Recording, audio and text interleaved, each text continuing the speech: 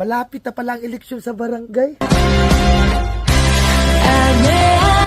Marami na naman tayo makakasalubong na tao na bigla ka na lang ngingitian kapag nakita ka sa daanan.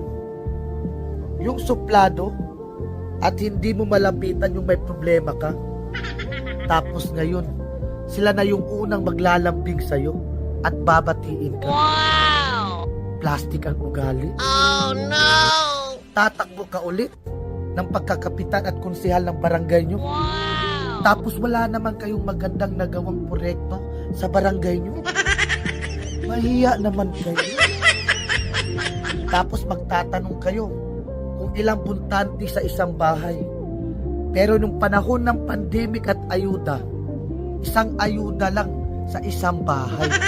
Tapos kung mamalasin ka pa, wala ka pang makukuha na ayuda kapag kalaban mo pa ang tagalista. Kaya vote wisely para hindi sayang ang boto natin.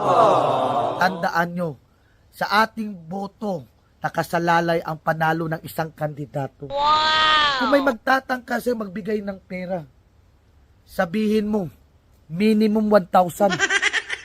Aba, sa mahal na bilihin ngayon at bigas, hindi kasya yung 300.